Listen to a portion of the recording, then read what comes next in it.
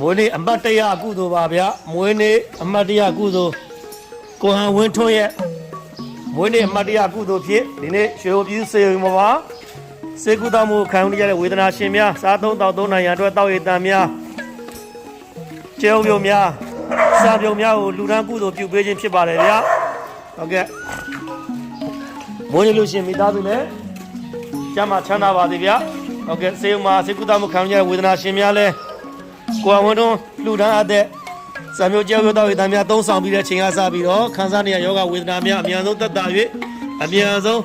ပျောက်ကင်းကြပါစေလို့ဆုတောင်းမေတ္တာပို့သပေးပါတယ်လိုလောက်ယူပါဗျနော်